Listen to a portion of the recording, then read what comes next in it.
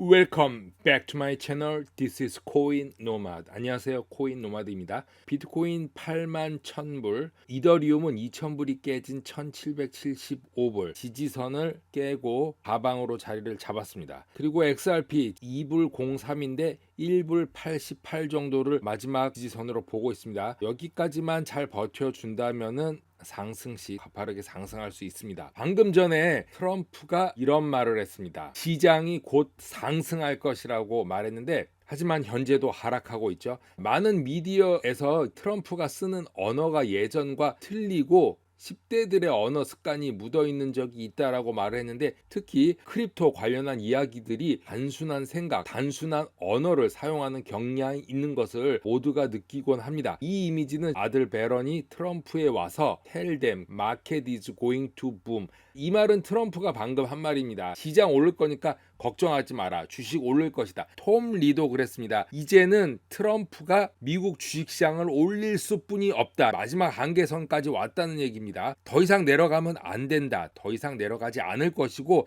트럼프는 무조건 안 올리면 안 된다. 그런 뜻으로 톰 리가 말했습니다. 과연 어떻게 될까요? 지켜보겠습니다. 6월 달도 다가오고 있고 6월 금리 인하, 어쩔 수 없이 파월도 해야 될 사항이 있는데 과연 4월, 5월을 어떻게 버틸 것인가, 이것이 큰 문제이죠.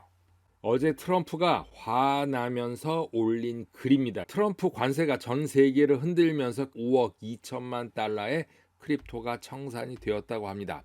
이번 트럼프의 행정명령은 모든 국가가 최소 10% 관세를 부과한다고 어제 트럼프가 발표를 했는데요. 최소가 10%입니다. 그 말은 미국 국민이 부담해야 하는 금액도 최소 10%라는 것입니다. 중국 같은 경우 4월 9일부터 최대 54%의 세율을 적용하게 되었다고 했고, 한국 또한 25% 또는 26%라고 말하고 있습니다. 그럼 트럼프는 이런 상호 관세는 수십 년간의 불공정한 무역 관행들을 해결하고 미국의 경제의 공정성을 회복하기 위해 고안되었다라고 로즈 가든에서 발표를 했습니다. 그 말은 거꾸로 생각해 보면 지금까지 미국 국민은 최소 10% 이상 저렴한 가격에 물건들을 오픈 마켓에서 구입한 것이다. 이제 모든 해외에서 오는 물건들이 10%에서 100% 넘는 가격을 주고 구매해야 된다는 것입니다. 즉, 독배를 스스로 마시고 있다라는 것이죠. 자, 어저께 빠진 몇 개의 국가가 있죠. 러시아도 물론 빠졌지만 캐나다가 이번에 왜 빠졌나 의아하게 생각할 사람들도 많은데, 어저께 트럼프가 격노하게 된 이유는 캐나다가 빠진 것 때문입니다. 미국 상원 의원들이 기습적으로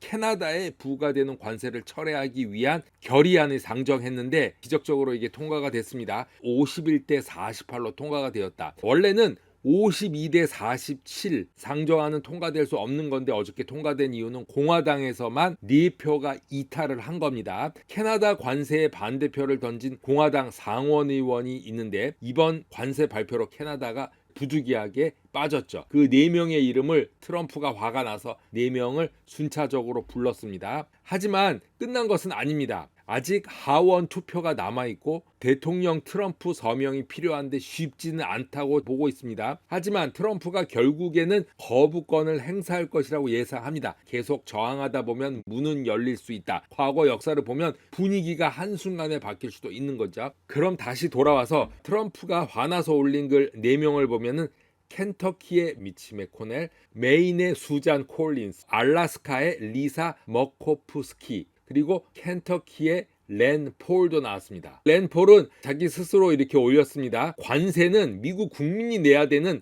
텍스이다라고 분명히 말했습니다.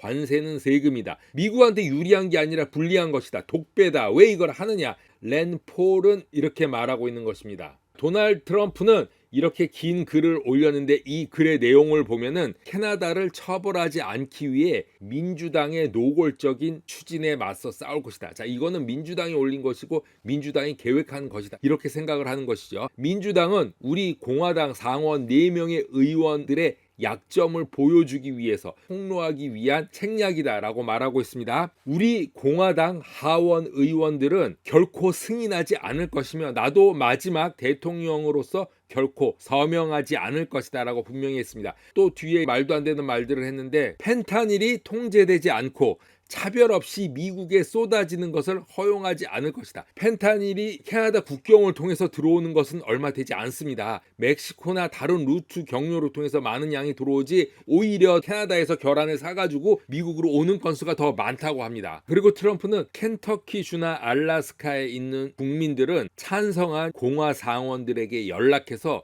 공화당의 가치를 고수하도록 해야 한다라고 말했습니다. 마지막 Make America Great Again이라고 했죠. 미국을 위대하게 다시 한번 만들자라고 내용을 써준다. 이 글을 보면은 유치하고 겸손도 없고 배려도 없고 초등학생 이간질하는 싸움밖에 보이지 않는다. 그렇게 생각합니다. 어제 상원은행위원회에서 폴 애킨스가 SEC 임명이 승인이 되었습니다. 어저께 투표에서는 13대 11로 승인이 되었습니다. 이 중에 11표 반대는 민주당에서 나왔고 이로써 폴 애킨스는 아직 끝난 것은 아닙니다. 마지막 관문인 최종 확인을 위한 상원으로 넘어가는 일만 남았는데 공화당이 있는 상원은 쉽게 통과될 것으로 보이고 있습니다. 폴 애킨스는 이렇게 말합니다. 의장이 되면은 의장으로서 최우선 과제인 동료 의원들 간의 협력을 해서 합리적이고 일관된 원칙적 접근 방식의 디지털 자산에 대한 확고한 규제 기반을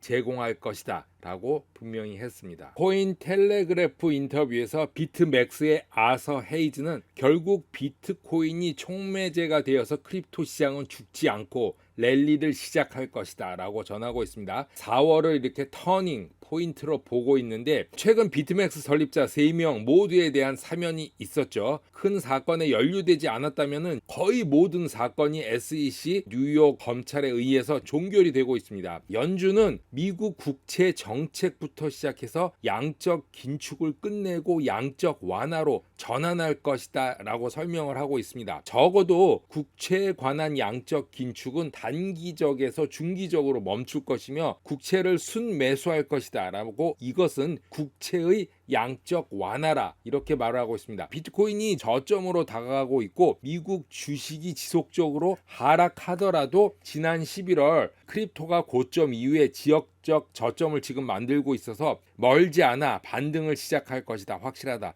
더 이상 내려갈 것도 없다. 이렇게 말하고 있는 것입니다. 아서 헤이즈는 4월 15일까지 76,000불을 지지하여야 한다라는 단서를 달았습니다. 만약에 76,000불이 깨지면은 더 큰 하락이 기다리고 있다는 건데 저도 같은 생각입니다. 6월까지 잘 버텨야 되는데 이 시기가 굉장히 중요하다. 4월 15일은 미국 세금 납부 날입니다. 이날만 넘기면 큰 위기는 넘어갈 것이다 라고 아서 헤이즈는 말하고 있는데 시장이 트럼프 관세 정책을 좋아하진 않는다. 하지만 위기를 넘길 때까지는 흔들리지 않아야 한다라고 조언을 했습니다. 저도 알트코인 차트들을 계속 보곤 합니다. 알트코인들이 거의 비슷비슷한 차트를 가지고 있죠. 하락에 하락을 거두고 상승하기 전 바닥 다지기를 하는 모습이 보입니다. 언젠가 터닝 포인트가 오면 바닥이 다져진 곳에서 또 다른 하락이 없이 찐 상승이 온다 이겁니다. 찐 상승이 오기를 기대하면서 코인 노마드 오늘은 여기까지 하겠습니다. 감사합니다.